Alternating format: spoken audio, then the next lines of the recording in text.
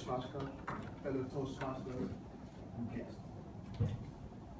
2 months ago, I went to Walmart and bought a gym equipment called an elliptical. When I got back home, I began to assemble the elliptical. And after 3 long hours, I was finally done. And it looked great, except for one minor detail. There was a screw left over. But there was nowhere to fit the screw. I instantly concluded that the screw had no place in the elliptical, and I kept the screw in my toolbox. I immediately jumped on the elliptical and began my workout. Everything went well until about 30 minutes into my workout. After 30 minutes, I noticed a violent vibration, and I was scared, and I quickly jumped off the elliptical and then conducted a thorough inspection of the elliptical. And all of a sudden, I discovered a hole underneath the elliptical that was missing a screw. Then I remembered the screw that I kept in my toolbox. I quickly ran to the toolbox, grabbed the screw, and inserted it into the hole. And voila, it was a perfect fit. Problem solved. I'd initially assumed that the screw had no place of relevance in the elliptical. But I was wrong. It had a place. However, I was not patient and thorough enough to find it. Similarly, I believe that in life, every single person has a place of relevance.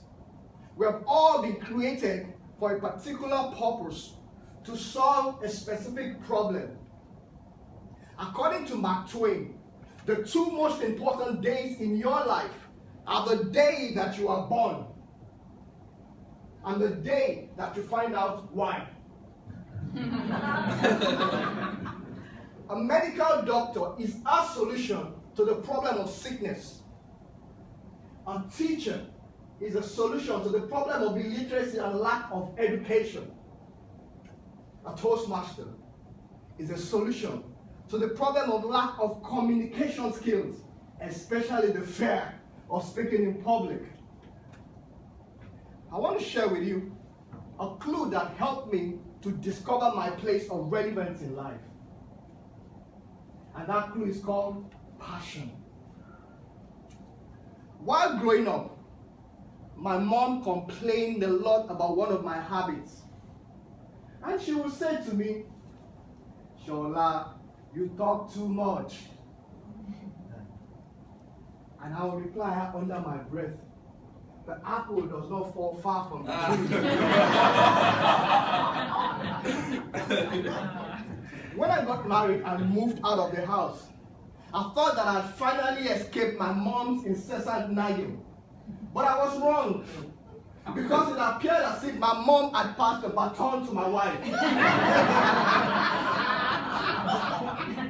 My wife also started to complain that I talked too much. I began to think that there was something wrong with me, until an experience changed my mind and helped me realize that I was perfectly normal, only that I was passionate about sharing information.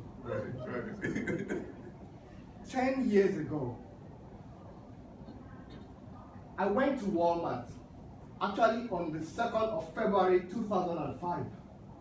I went to Barnes and Nobles to pick up a book. And when I got there, I met an older lady. She was probably in her late 50s, early 60s. She was a complete stranger. And we got into a conversation, and we spoke at length for about 45 minutes, 50 minutes. And when I was about to pay for the book, she stopped me and insisted on paying for the book. I was taken aback, because afterwards, she was a complete stranger. However, she explained to me that she had been going through some personal issues that were depressing her. And the words that I shared with her had encouraged her, they had inspired her, and made her to start dreaming again. And that was why she offered to pay for the book. She ended up paying for the book despite my objections. And the book cost $49.99. Not that I really minded, because at that time I didn't have a job. After that occurrence, I had similar experiences where people would walk up to me and thank me for inspiring and encouraging them, for helping them to dream again. It then dawned on me that my passion for talking too much, sharing information, had created an opportunity for me to inspire people, to encourage them.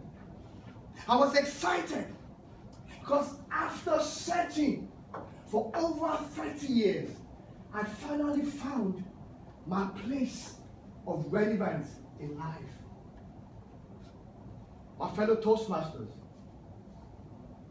I want you to know that you all have a place of relevance in life. However, your responsibility is to patiently and thoroughly search for it by identifying your passion. And I know that one day you also will find your place of relevance in life. Thank you.